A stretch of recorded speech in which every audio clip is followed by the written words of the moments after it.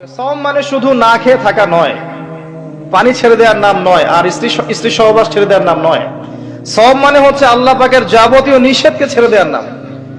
সওম রেখে, রোজা রেখে কেউ যদি ঘুষ খায়, জেনা করে, মানুষকে ঠকায়, মাপে কম দেয়, মিথ্যা বলে, অশ্লীল কাজ করে, তার কি রোজা হবে? যে কোনো আলেমকে জিজ্ঞাসা করেন, তার কি রোজা হবে? রোজা রেখে কেউ যদি গীবত করে, তাও তো রোজা ভেঙে যাবে। রোজা রেখে কেউ যদি গীবত করে, বেপরদায় চলে, অশ্লীল কথা বলে, গালিগালাজ করে, তাও তো রোজা ভেঙে যায়। আর রোজা রেখে কেউ যদি দুর্নীতি করে, ঘুষ খায়, সুদ খায়, তাহলে রোজা থাকবে? রোজার মানে হচ্ছে তাকওয়া অবলম্বন করা, লাআল্লাকুম তাত্তাকুন, অর্থাৎ আল্লাহ পাকের আদেশ নিষেধগুলো মেনে চলা। খাবার যেমন ছেড়ে দিয়েছি, পানাহার ছেড়ে দিয়েছি, স্ত্রী সহবাস ছেড়ে দিয়েছি, হালাল ছিল তাও ছেড়ে দিয়েছি। এগুলো হালাল ছিল আমার উপরে, ছেড়ে দিয়েছি, তাহলে হারামগুলো ছাড়তে হবে না? হারামগুলো ছেড়ে দেওয়ার নাম হচ্ছে সওম। আমি অনেক লেকচারে বলেছি এই সিজনে, আপনাদেরকে আরেকবার রিপিট করছি, সওম রেখে 5 ওয়াক্ত নামাজ ছাড়বেন না। সওম রেখে তারাবির নামাজ জামাতে পড়ার চেষ্টা করবেন। রোজা রেখে বেশি বেশি দোয়া করবেন, বেশি বেশি জিকির করবেন, বেশি বেশি কোরআন তেলাওয়াত করবেন। রোজা রেখে মানুষের সাথে কম কথা বলবেন, আড্ডা পিটাবেন না, হোটেলে দোকানে এগুলো আড্ডা পিটাবেন না। বিনা প্রয়োজনে বাসার বাইরেই বের হবেন না। বেশি থেকে বেশি আপনি পড়ার টেবিলে বসে থাকবেন, জিকির করবেন, জায়নামাজে থাকবেন। বিশেষ প্রয়োজন হলে আপনি বাজারে আসবেন, বাজার শেষ দ্রুত বাসায় চলে যাবেন। রমজান মাসটাকে দুনিয়ার কাছ থেকে ফারেক হয়ে পরকালের দিকে ফোকাস করবেন। নিজের পাপগুলোর লিস্ট করে ফেলবেন, এগুলোর জন্য তওবা করবেন। যাকাত দিয়ে দিবেন রমজান মাসে, বেশি বেশি দান সাদাকা করবেন, বেশি বেশি মানুষকে ইফতার করাবেন রমজান মাসে। অসহায় এতিমদের খবর নিবেন, বিধবাদের খোঁজ নিবেন। রমজান মাসে যারা খেতে পারছে না, ওদের ঘরে ইফতারের প্যাকেজ পৌঁছে দিবেন। সামাজিক ভাবে হোক, সংগঠনের মাধ্যমে হোক, মসজিদের মাধ্যমে হোক, মাদ্রাসার মাধ্যমে হোক, মানুষের ঘরে ঘরে ইফতার পৌঁছে দিবেন। প্রয়োজনে ঈদের বাজার পৌঁছে দিবেন। আমি বলেছিলাম ঈদের বাজার এবং রমজানের বাজার আগেই করে রাখেন, রমজান মাসে বেশি বেশি বাইরে যাবেন না।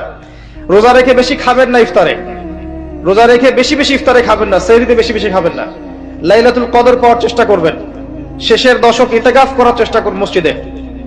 আর যদি এটা না করতে পারেন, তাহলে শেষের দশকের বিজোড় রাতগুলো 21, 23, 25, 27, 29 আপনি বাসায় রাত জাগবেন, পরিবার বর্গকে জাগাবেন। এর মধ্যেই লাইলাতুল কদর আছে। এক রাত ইবাদত করলে আপনি 1000 মাসের নেকি পাবেন ইনশাআল্লাহ তাআলা। সবচেয়ে বড় কথা, এই মাসে আল কোরআন নাজিল হয়েছে। শাহরু রমাদানাল্লাযী উনজিলা ফীহিল কোরআন, এটাই সেই মাস যেই মাসে কোরআন নাজিল হয়েছে। রমজান মাস এই কারণে মহিমান্বিত যে এই মাসে কোরআন নাজিল হয়েছে। ইন্না আনজালনাহু ফি লাইলাতুল কদর, এই মাসে কোরআন নাজিল হয়েছে। অতএব এই মাসকে কোরআনের সময় দিতে হবে, এই মাসকে কোরআনময় করে ফেলবেন। যারা কোরআন তেলাওয়াত করতে জানেন না, এই মাসে কোরআন তেলাওয়াত করা শিখবেন। যারা কোরআন তেলাওয়াত করতে পারেন, এই মাসে একবার করে খতম দিবেন। প্রতিদিন 1 পারা করে পড়বেন, 30 দিনে 30 পারা, 1 খতম। যারা হাফেজ আছেন, এই মাসে কোরআনটাকে আবার রিভিউ করবেন, চর্চা করবেন, আবার রিগেইন করবেন। আবার যারা কোরআনের আরবি বোঝেন, ব্যাকরণ বোঝেন, তাফসীর জানেন, তাদের উচিত হবে এই মাসে পুরো কোরআনটাকে শুরু থেকে শেষ পর্যন্ত তাফসীরগুলো পড়ে ফেলা, অন্তত একবার পড়ে ফেলা। যারা আমরা কোরআন নিয়ে 2-4টা কথা বলতে পারি, উচিত হবে কোরআনের দার্স মানুষকে দেয়া। প্রত্যেকদিন আসর থেকে মাগরিব পর্যন্ত মসজিদে দার্স হবে, মসজিদে সবাই একসাথে ইফতার করবেন। এরকম ট্রেডিশন, আপনার সংস্কৃতি চালু করে ফেলেন। রমজান মাসে কোরআনকে সময় দেন, কোরআনের দাওয়াত মানুষের কাছে পৌঁছান, শেখান। ওই হাদিসের উপর আমল হবে, খায়রুকুম মান তাআল্লামাল কোরআন ওয়া আল্লামাহ, তোমাদের মধ্যে সবচেয়ে শ্রেষ্ঠ ব্যক্তি তারাই যারা কোরআন নিজে শেখে, অপরকে শেখায়। রমাদান মাসে এগুলো করতে হয়। এভাবে রমজানকে উপভোগ করতে পারেন, তখন দেখবেন ঈদের দিন আপনি ফিল করছেন যে আল্লাহ পাক আপনাকে মাফ করে দিয়েছেন ইনশাআল্লাহ। কাকে আল্লাহ মাফ করবেন? এই যে আয়াত আছে কোরআনে, قد أفلح من تزكى وذكر اسم ربه فصلى। قد أفلح من تزكى, সেই ব্যক্তি সফল হয়েছে যেই ব্যক্তি আত্মশুদ্ধি অর্জন করেছে। রমজান মাসে এই আমলগুলো করার মধ্য দিয়ে আত্মশুদ্ধি অর্জন করেছে। وذكر اسم ربه فصلى, এবং সকালবেলা উঠে, ঈদের দিন সকালে উঠে আল্লাহর, তোমার রবের নাম স্মরণ করতে করতে ঈদগাহে গিয়েছে সালাত আদায় করার জন্য।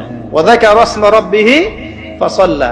আমরা বলি না আল্লাহু আকবার, আল্লাহু আকবার, লা ইলাহা ইল্লাল্লাহ, আল্লাহু আকবার, আল্লাহু আকবার, ওয়ালিল্লাহিল হামদ।